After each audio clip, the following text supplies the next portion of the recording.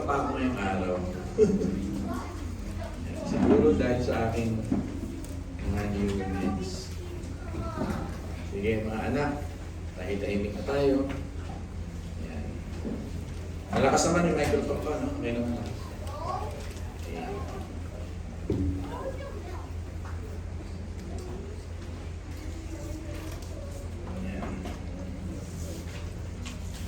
Gawin natin yung ating kodigo.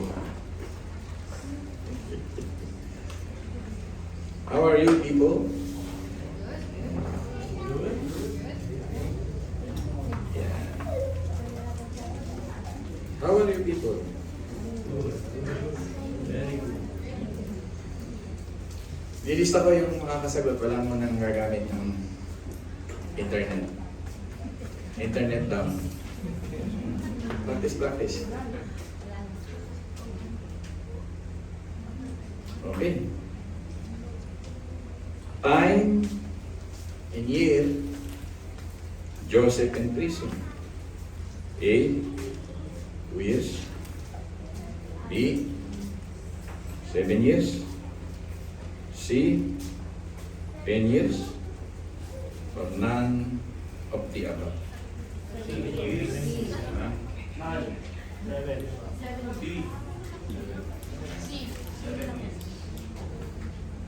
Try lang muna yun. At least attentive na. Okay, ito na yung ano ko. Kukunin ko na yung talagang ano. Bibigyan ko lang kayo ng mga example. Meron ako 40 questions dito. Makinig kayo mabuti ha. Lilista ko yung mga kasagot. Internet down. Secret po na yung sagot ko doon. Ito na. Okay ha? Listen.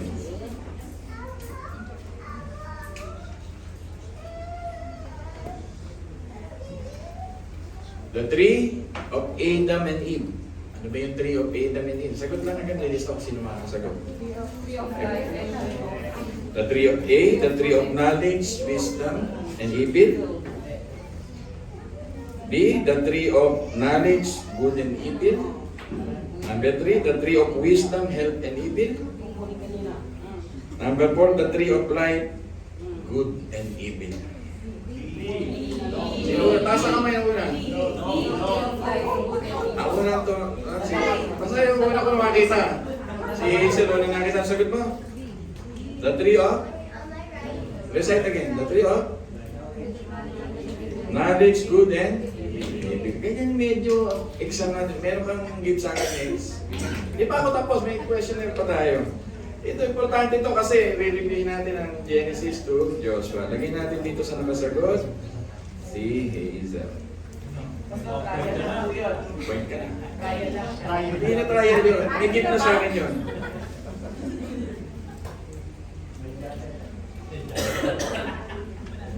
Okay, ha?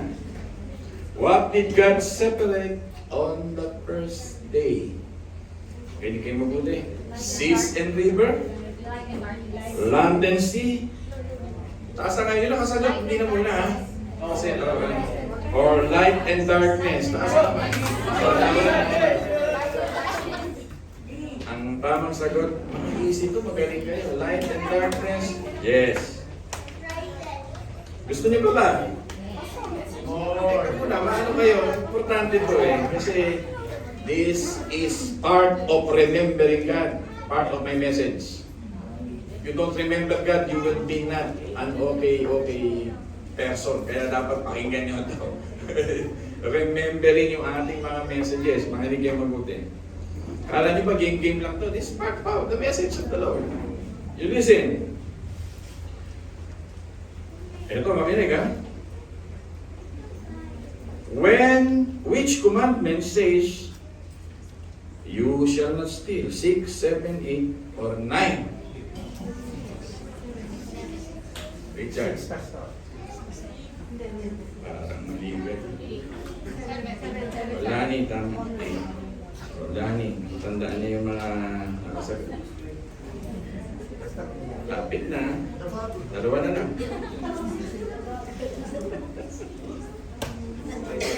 Kung nakinig kayo mabuti, ito message ni Elder Pong nyo. Sa SHW with God lahat ito. Ano mga tinatanong ko sa inyo? Sign of God's covenant. Hindi ko muna patapusin, tapos magtanganan. With Abraham. Remembering Passover.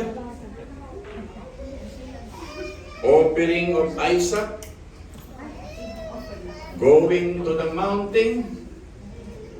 Making circumcision. Satan. Wrong. Nasagot niya.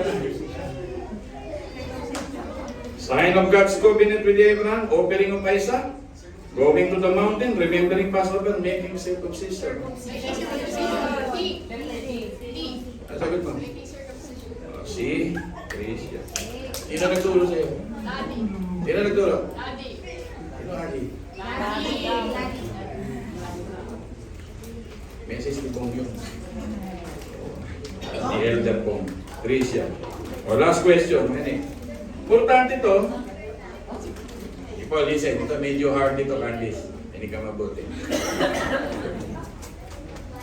Message ko to. O sa Leviticus. The materials of altar. Burnt offering. Walang gagamit ng ano, ha? Stove. Ito niluluto sa silver, sa gold, or sa bronze. Ang matatagpo niya sa Exodus 27. Verse 1 nito, wala man nang kukuha ng Bible. Saan gawa ang materials ng altar? Oh, saan gawa yung makakaalam? Ying? Gold? Ha? Lakas naman, basta ulit. This is my answer. Correct answer is bronze. Lagi namin. Okay. Sino nakasagot dito? Si?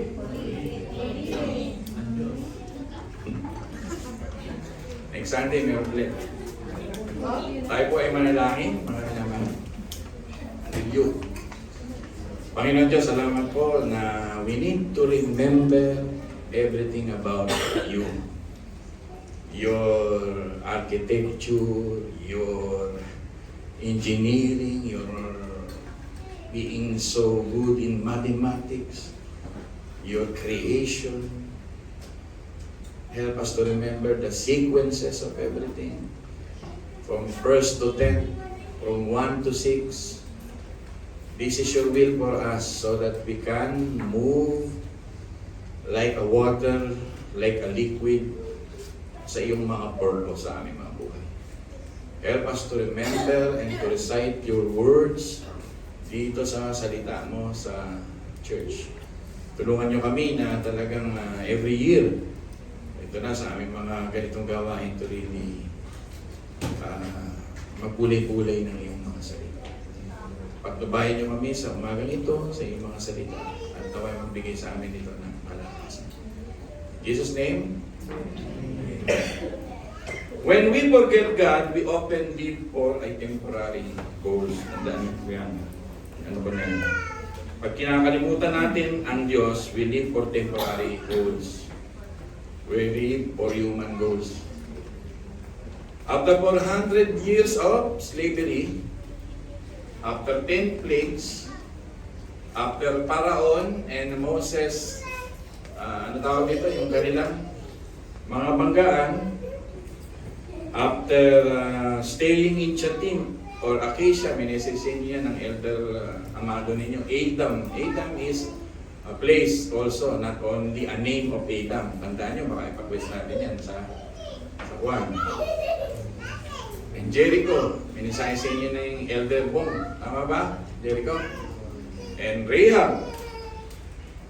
And the priest na nagdala ng ark na binasa sa atin ngayon ni Queen after crossover. At ngayon naman, makikita natin yung 12 stones. 12 stones na tinatabi-tabi nila sa may ilog. May pera tayo ngayon, kaya tayo nagagawa tayo ng New York, ano tawag dito sa Liberty Statue. Pag nagpunta kayo sa monumento, ano natatandaan niyo sa monumento? Yung dulo-dulo ng monumento, ano tawag doon? Yung monumento nga. Punta tayo sa Luneta, ano naalala ninyo? Rizal. Ang Diyos natin ay Diyos nang nagpapaalala sa kanyang greatness and mighty acts sa Biblia upang mapaayos ang buhay natin. Kasi ipapasa natin ito sa susunod na generation. Wala kasi silang mga semento rito agad, nag-travel sila, kaya binubuhat nila ang mga malalaking tipak ng bato. Hindi yung batong sinlit lang na ganito kasi tatangayin ng agos yun, mawawala.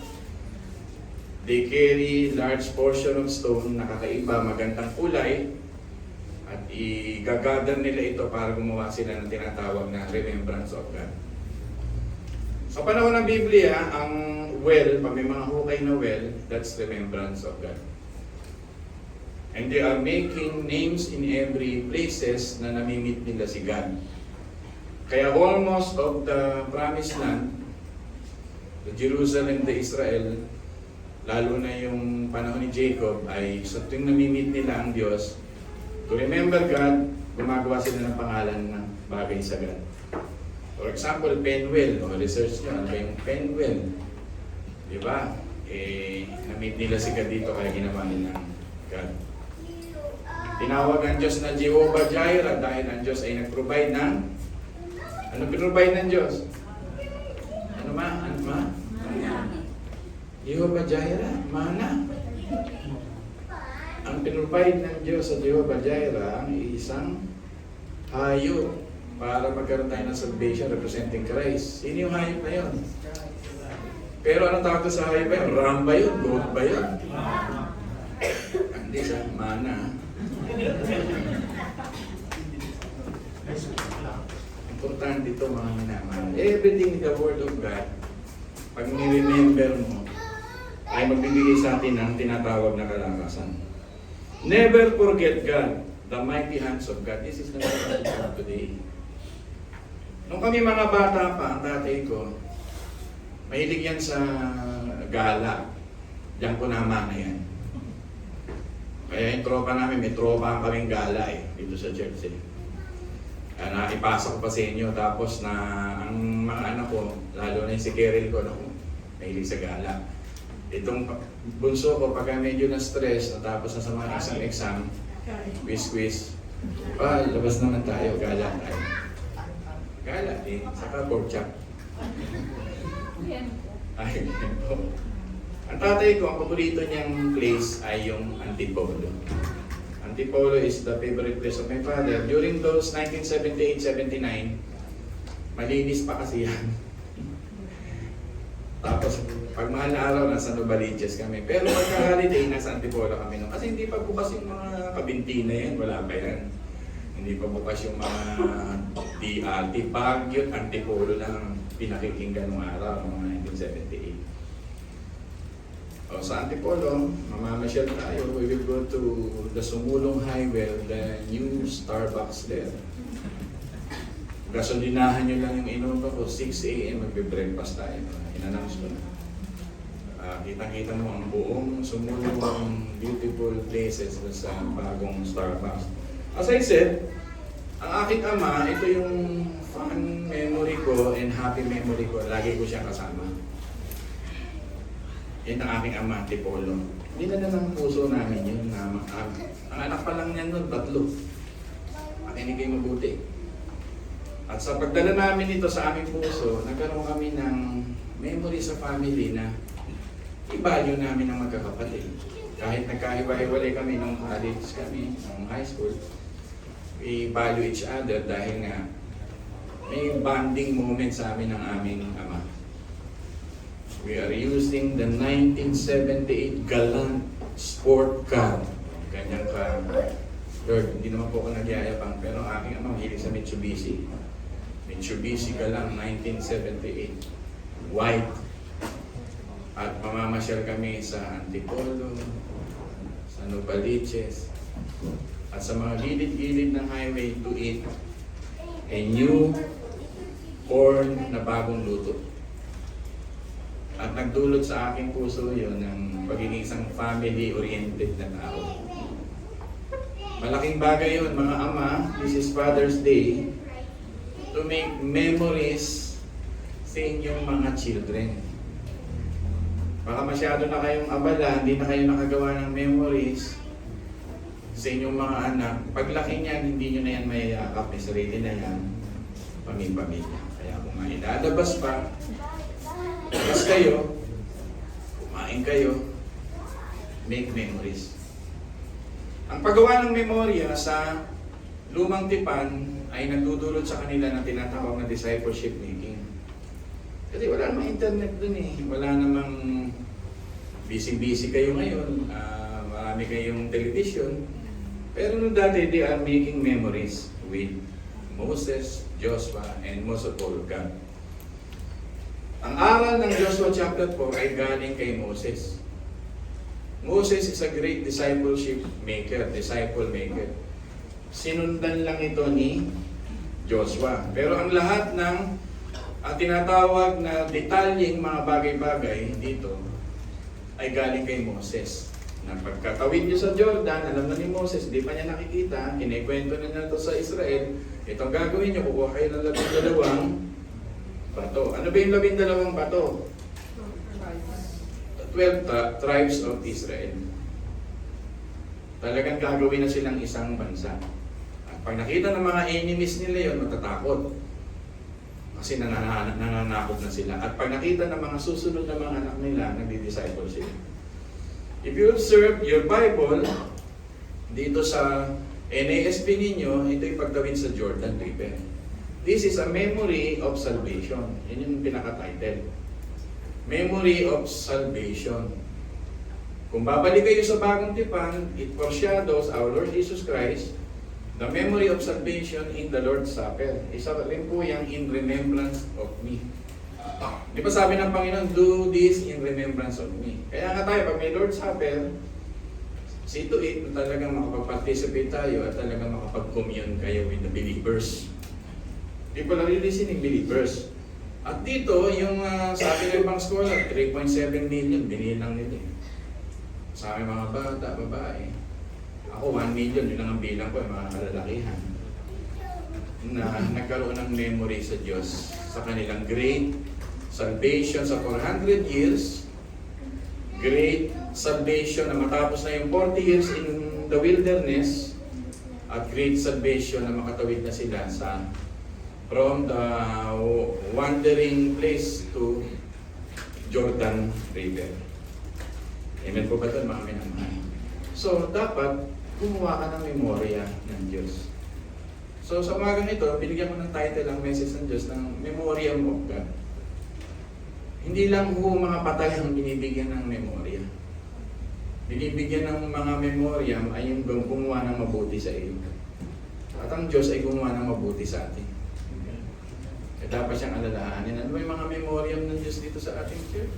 Pulpit to, Lord's Supper, kayo. Sabi mo nga sa katabi mo, ikaw.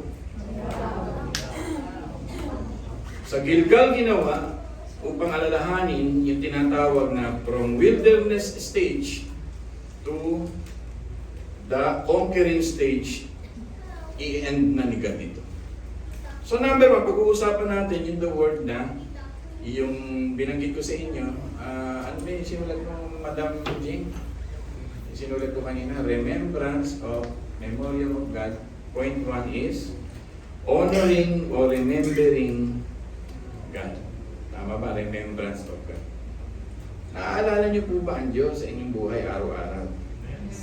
Pag-gising niyo sa umaga, siya ang inuuna mo, kesa yung iyong trabaho, kesa yung notification niyo sa inyong mga cellphone, girlfriend, boyfriend, titingin na si Gabi sa kasitan, parang may katotohanan ng aking sinasabi. Just imagine na pag-gising mo, mainit ang ulo mo kagad, hinahanap mo yung pagkain, hindi mo muna na-remember si Jesus Christ. Diba? Pag-gising mo sa umaga, yung anxiety mo, pinid mo kagad, kailangan mo punta sa isang lugar.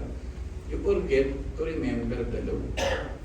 Napaka-basic ng aking mensahe, pero nagpapalakas po ang maalala ang Diyos eh. Sabi nga ni Karen kanina, naiyak siya. Just remember the goodness and faithfulness of your God. Diba? Kayo ba magtatapon ng mga relasyon sa kapwa kung ang kapwa ninyo ay lalo na kung brethren dito sa church? ay may mga mabubuting naranasan sa Diyos at nakasama kayo. Itatapon nyo ba basta-basta yun? Ako hindi ako panatapon ng relasyon. Hanggang sa dulong-dulo mapatyaga ako. Kasi I saw the goodness of God and faithfulness sa mga tao. Importante may remembrance tayo sa ganyan.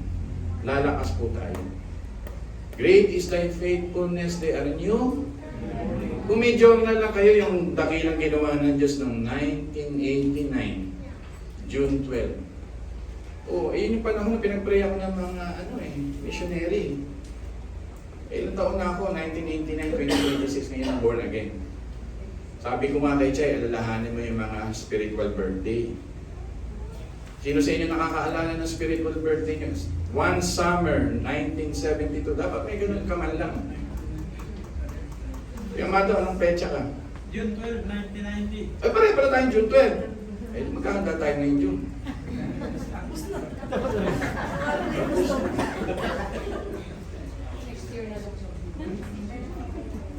Ano kaya si Elder Bong? Hindi ko alam. Hindi pa niya nakikwento. Ano kaya mga kwento nyo? I-celebrate nyo yun. Ako, sineselebrate nyo yun by prayer. Papasalamat ako sa Diyos. At taon-taon ko message yung missionary. For 30 plus years, mabasa niya o hindi. Thank you for sharing the gospel to me. Taon-taon ko pinasasalamatan yung naligaw sa bayan ng Bulacan at pumupa sa dati naming bahay at naging isang missionary house. At sinyera ako ng gospel noong 1989, June 12, around 5 a.m. in the afternoon. Pagkatapos nun, ay pinakain ako ng pancake with chicken. Yung pala, aking kaluluwa ay parang sa Panginoon. Sa ancient Near East practice, ang commemoration ay napakahalagang event para alalahanin ng Diyos. Ang memoriam of God o remembrance of God. Kailangan nilang i-celebrate pag may panahon ng victories. Ito'y significant event, kailangan nilang i-celebrate pagka lalo na yung salvation of the Lord, yung Passover. Ang mga Hudyo ay talagang may Passover. Dito nga sila na-disgrasya ng nakaraan ng mga terorista, alam ng mga Iranian. Yes. Na hindi sila maghihiwalay yung mga Hudyo. Dito nila sinalakay yung mga Hudyo eh. Kasi walang Hudyo, iiwan talaga lahat ng gawain ng Hudyo. Iiwan talaga nila for the sake of the Passover. Iiwan nila yan. Kasi meron silang gawain once a year. Doon sila sinalakay ng terorista. Mga minamahal. Kaya ako masaya kung lahat tayo ay almost makasama sa camp. Di ba, maiwan natin yung mga worries natin sa buhay, we will go there. That's the practice of enjoying the Passover of God. Kaya meron tayong anniversary. We will go there with a happy heart. Amen po ba daw? Amen! We will go there with lots of coffee. Amen po ba ito? Mina naman. Ano yung sige siya? We will go there celebrating and remembering the Lord. Lots of quizzes. Amen. Amen. Mag-aral kayo sapagkat meron akong Bible in the box. Listen, Bible in the box. Yung box na yung kukuha, may 20 verses doon na bawat grupo kung ano randomly mapulot nyo at na-memorize nyo, may point yun. Kaya yung 20 verses, July may 30 days pa, itong June may 15 days pa, makapag may memorize pa. At sana mabulot mo yung verse na na-memorize mo. Sandali na lang yun. From Genesis to Joshua, I will look for the verse. Oo. Nung nasa seminaryo ako, mabigat. Isusulat namin, pati kuwit, pati tundok. Pero hindi na ako ganun kahigpit. Basta use NASB. Dito malalaman kung talaga nagbabasa ka ng Bible. I'm just trying to teach you to go back to remember God. Ako yung pastor na nagtuturo sa inyo na pagka-preach, uwi na kayo, tapos na. Hindi pwede sa church yun. Magre-review tayo taon-taon ngayon, gagawin kong isang tinatawag na pattern yan that you will go back to the studies. Lalo na yung SH Daily Word with God, simula ngayon maglilista ako doon. At habang naglilista ako, ay yun ay itatanong ko sa darating. Kaya, daw kayo, sa araw ng bukas, magsisimula. Ano petsa bukas? June 22, may pa isa-isa akong kukuling tanong dyan ng inyong mga Elder Bong, Elder Amado, na mga pagkahabang nakikinig ako, ito magandang question eh. Starting sa 22 na petsa. Bibigyan ko na kayo ng chance nung 21, patras hindi na yon. People are really listening. Maraming tamad kasi Kristiyano ay magbasa eh.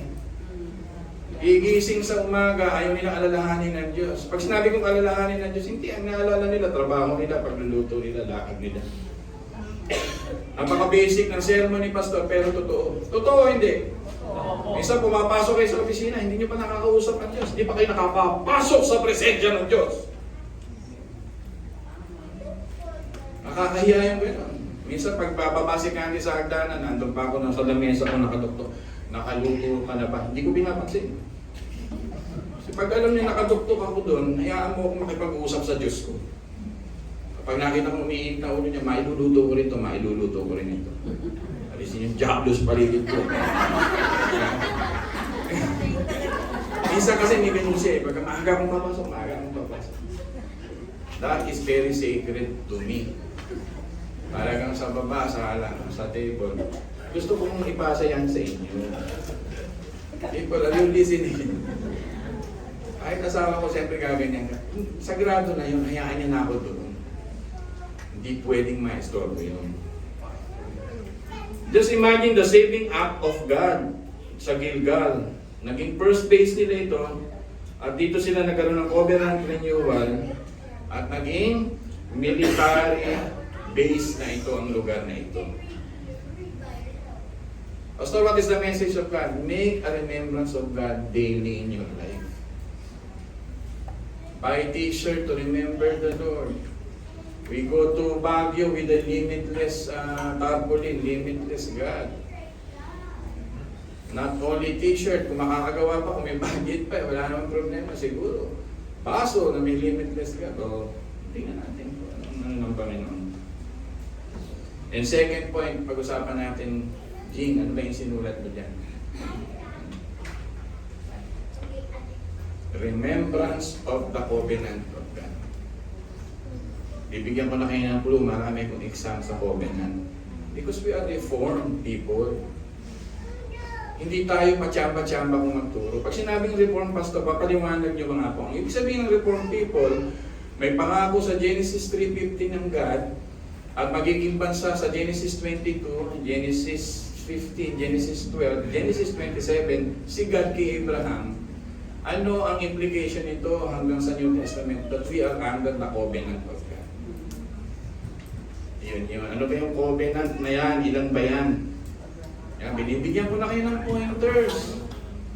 Ano ba yung covenant kay David? Ano ba yung covenant kay Abraham? Ano ba yung covenant kay Noah? Ano ba yung covenant kay Moses?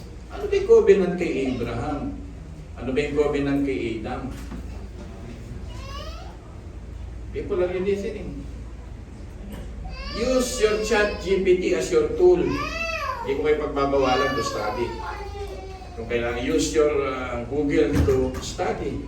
Just confirm it sa Bible. Mag-aaral na po kayo. Pastor, paano ko kung hindi ko ako nakasagot? Ano gagawin ko kapag hindi ko kayo nakasagot? Iiyak po ba ako? Para easy, lalagay ko doon, umaatin ba ako ng church? Yes or no? May sabi, masasagot ka. Hindi ka masisiro ako magsasabi. Merong super easy. May easy. May need easy. May difficult round. May intellectual scholarly round. Kayo na lang yun. Bonus na yung bonus. Hindi, kailangan ang point ko to remember ka doon. Kaya yan. Pastor, bakit ka nagsasalita ng ganyan? Hindi ko kayo tinatakot. Ngayon pa lang, magbasa ka na. Pag nagbasa ka at magaganda yung verse na nabasa mo, may maisasagot ang masasagot. I am glad kasi meron akong narinig, meron daw mag-group study because of this. Aurora po ba? Gawin nyo. Mga kalalakihan, mag-group study kayo. I will see to it. May award. Kung hahanap tayo ng konting token, makikipag-usap na ako sa inyo. Kasi bibili pa ako sa Arpapa o dito na lang sa Binyan. Meron kayong alam niyo yun, Arpapa. Buhay ko ba? Buhay ko ba? Terminal. Doon kasi pilihan ng mga Bible prizes. What is covenant identity or so-called remembrance of covenant of God? Ito po yung tinatawag na tinatransmit mo na sa susunod yung tinatawag na kasaysayan. Mga minamahal. Ito po ay para sa susunod na generation. Itong remembrance of the covenant of God. Ang Diyos po napapahalaga sa generation to generation. Yung generation mo, Carly at Luke, mahalaga. Yung generation mo, Chay, mahalaga. Kaya nagpipreach ako ng ganito. Hindi ko pwedeng pabayaan ang susunod ng generation nyo. Pag nagpamilya kayo, Anika, importante ang inyong mga generation. Dito nagpabaya si Joshua. Naging so busy siya sa military conquering. He forget to disciple his generation. Hindi pa rin listening. Kung may tinatawag sa inyo mga pastor, why not? Diba? Amen ba doon? Wala akong sumasabi. You defy everything. Halimbawa tantan, tinatawag ka. Huwag ka makikinig sa anong boses. Pag tinawag ka, you follow that. Ako meron tinuruan, third place in the Philippines ay sinabi ko na sa inyo, engineering. Top 1 siya sa kanyang UP Diliman. Mas minahal niya si Kristo. Naintindihan niya ang ebanghelyo sa kanyang buhay. Siyempre, gulat yung mga magulang. Kita ng video ng anak namin. Paborito ng San Miguel Company. Pero si Pastor Ariel, niregaluhan ko ng mga reform books. At dumating sa punto ng buhay niya, I will follow the Lord. Imaginin mo, dinidisciple ni Candice yung asawa nun. Ganon din, UP. Naging pastor's wife. Dumating yung panahon na hindi naman sila pinabayaan ng Panginoon. Gusto niyo ba ikwento ko si JFT? I-reform ko yan, ikwento ko yung mga kwento. Tungkol sa Panginoon, pag i-invite ako sa church nila. Ang sabi ng kanyang pangasawa si Aini, kilala niyo si Aini. Kaya hindi siya makapag-asawa agad kasi pastor po kasi medyo mahirap ang pastor. Yan ang sabi niya, sabi ng asawa ko, God will provide. Pag sumunod ka sa Diyos, bumili ng kotse. Dumating yung pambili ng pastor, sobra-sobra ho ang pera ko. Sa pagpapasimula ako ng pamilya, nung magdesisyon magpastor ako, nilibre ho ako sa pag-aaral. May allowance pa akong halos hundreds of thousands. Kaya sabi niya, biglang nagbukas ng Diyos ng mga milagrong bagay sa buhay ng tao. Why? Sapagkat nire-remember nila at hindi kinakalimutan ng Diyos ay hindi magpapabaya. Amen po ba ito? Walang kontra doon. Tama po ba? Makamtan mo man ang buong daigdig na ito. Tapos nakalimutan mo ang Panginoon. That's very sad. Di pa narilisin. Ang magulat kayo, si Lucas ay maging isang theologian. Ganun lang nagsisimula. Kaya lang, wag yung sabi ng Panginoon sa Joshua chapter 3, hakbang muna. Diba? Maraming tao kasi to see is to believe. Sabi na ng Panginoon, subukan mo ako. Ikaw ba, Candice, ginutom ba kita? Isumbat mo sa akin kung kailanman hindi ka nakatikim, hindi masarap na pagkain.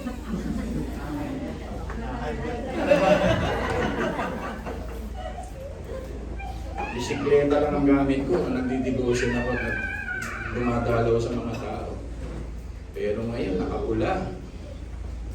Tinanggihan ko lang yung ano ko, yung Mustang. Ay, nahihiya ako sa inyo. May Mustang na ako.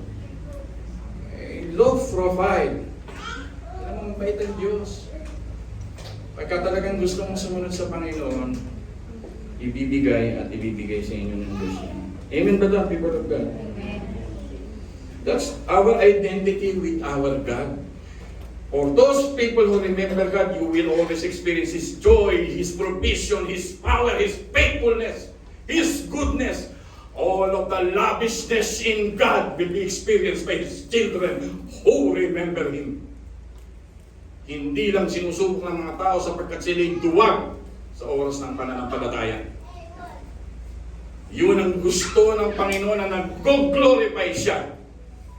Pag dinadanas na natin at lumalakad tayo sa kanyang kabutihan. Pero maraming tao sa try ko. Yun ang hamon sa akin. People are you listening? Thirdly, Israel must understand the history of God. Remembrance of the history of God. Diba? Remembrance of the record of God. Mga minamahal. The activity of the Lord. Gumagawa ang Diyos sa lahat ng panahon. Naniniwala po ba kayo doon? From Adam to Noah to Moses. O ano yung covenant? Diba? From Abraham, Isaac, Jacob. And the 12 tribes. Sino yung pinili niya sa 12 tribes na magiging kasunod ng tinatawag na covenant? Anong sagot? May sumagot ng Diyos, Judah. Si Judah. At doon nagmula ang ating Panginoon. Amen ba doon? Pastor, anong sermon? Remember the creation history. Mag-aaral ka. Ito na naman si Pastor. Baka may magtanong ako doon, what is the creation during the 5th day? Maning-manin nyo na yan. Yung 5th day, anong nilangang ng Panginoon? Creatures and birds. Mga alam ninyo mga sagot. Pagdating doon, galingan nyo. Saan gawa si Adan? Tinanong ko si Carlis. Sa lupa, sa soil, sa sand, sa dust, sa clay. Hindi mo mga. Tama ko na. Saan siya gawa? May mga ganun akong tanong, mami. Mami, sagot nyo, burak. Saan siya gawa? Sa soil, sa clay, sa dust. Wala nyo pala. Pastor, bakit mo tinuturo ito? Sapagkat ang mga, listen, Israelita, 8 years old, pagtungtong nila ng 8 years old, may Bible content ang Israelita.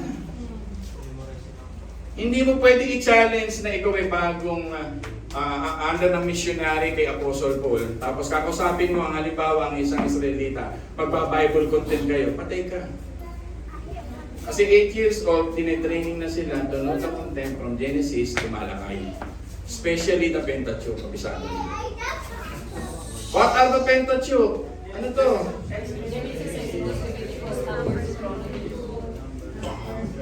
So meron na bang tinuturoan Diyos sa inyo na ito pala church namin sa binuksanan ni Pastor after 16 years. Magkakaroon tayo ng Bible content. Ayokong pumayag ng mga tao ay walang alam ang utak. Kung salita na. Di paling hindi ka marunong magluto, payag si Pastor, wag lang hindi ka marunong sa Biblia. Di paling hindi ka marunong magkarpintero, okay lang sa akin, basta alam mo magbukas, hanapin mo yung where is the book of Habakkuk? Hinahanap sa tabi ng Revelation. Ang tagal na, 16 years old ng Kristiyano. Hindi makita yung Malakay. Pag magbubukas kayo ng Bible sa gitna, Psalms, lalo na kung walang mga commentaries yan, reference sa pure Bible, gitna, Psalms. Konting gitna sa kaliwa, Konting kanan, makikita nyo na yung Proverbs, makikita nyo yung Solomon. Tapos medyo 3/4, pag binuksan nyo, Malakay na yun, and Matthew. Napakadali naman ng dulo, Revelation, Apocalypse, gano'n. Nalilito lang naman yung tao doon kay Titus, kay Timothy, sa Thessalonian. Banda-bandang dulo lang yun. Pag hinahanap nyo na si Amos, pabilisan tayo, hanapin nyo si Amos. Ayun yun. Kaya ang buhay, Chay, hindi pagpapaganda lang ng buho. Ang buhay, pampaganda rin ng utak, Chay. Ganda ang kuko mo, hindi mo naman mabuksan yung hapa ko. Haba po po eh. Mahirap kasi. CCM. If you listen, listen. Lapit na tayo. Handa pa ba kayo makinig? Failures began when people forgot God's history. Magpe-fail ka, kapatid, pag kinalimutan mo yung history ni God. The Bible is the story of God. Kaya yung word na His story, buong-buo na, walang pagkukulang ang Biblia, inerrant, salita ng buhay, tapos tinatamad ka pa ang magbasa. Something is wrong with you. Ayaw ng Diyos na wag mong gawin yun. Sabi ko nga, di ba ni Candice, huwag kang magluto habang buhay, basta magbasa ka. Okay na sa akin yun. Dinitiis ko yun. Remembering God's preserves faithfulness. Magiging matapat ka sa Diyos. Forgetting Him is the door to all failures. Ang trahedya ng isang buhay is not suffering or loss. Ang trahedya ng buhay is not living as God does not matter. Yung parang though God does not matter ang kanyang history. People, malapit na ako. When people forget God, they often seek purpose in things that cannot satisfy. Kinalimutan mo ang Diyos, hahanapin mo mga bagay na hindi nakakasatisfy. Deuteronomy 8:11, beware that you do not forget the Lord your God. Utos yan. Beware that you do not forget the Lord your God. Gigising ka sa umaga, yan na naman si Pastor. Mas okay pa sa iyo yung minarinig na baboy at manok kesa sa Diyos. Huwag po. SH Daily with God. Nakakasakit ng loob kung tamad kang makinig man lang at magbukas. Isang pindot lang ang SH Daily with God. Pinaghihirapan ng yung mga elder at deacon. Kumukuha sila ng oras nila, spare time nila para mag-aral. Tapos wala kang oras, just a click away. Guilty or not guilty?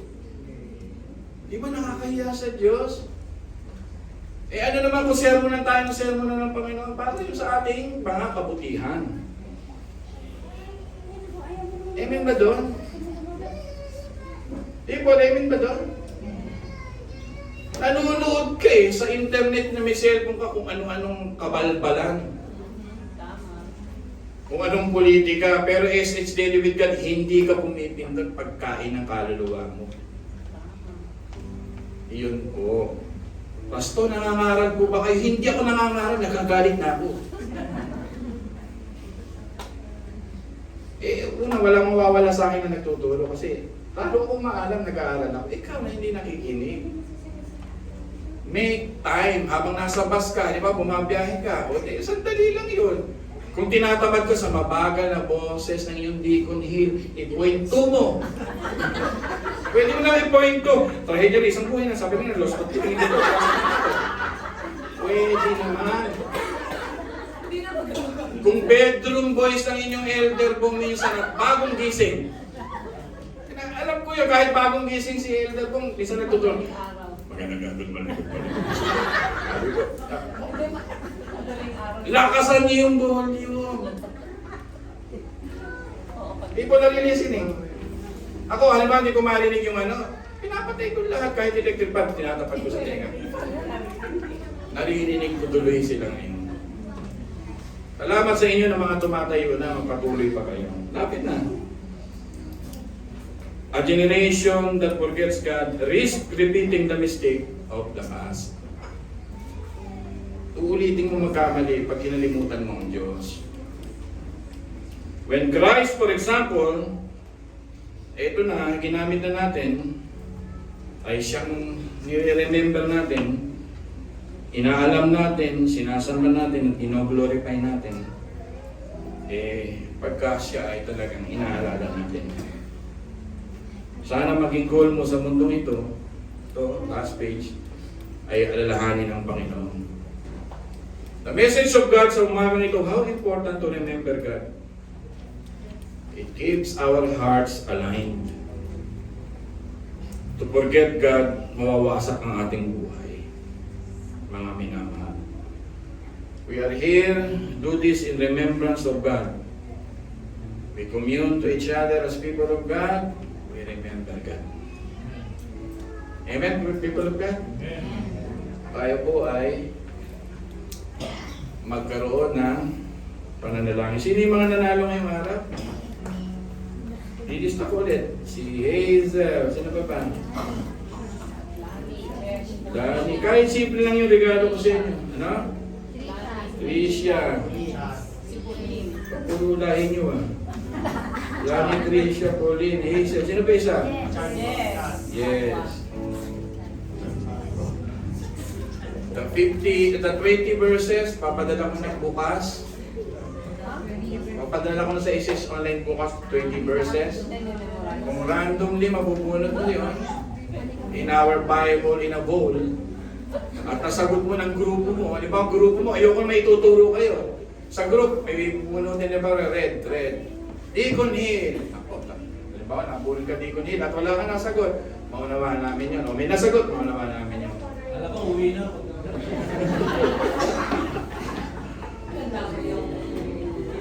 Challenging ba? Baka mamaya wala rin pati ng kampa. Pagdating ng quiz, naglaban. Sige po tayo. Malalami. Natutuhan ngayong araw.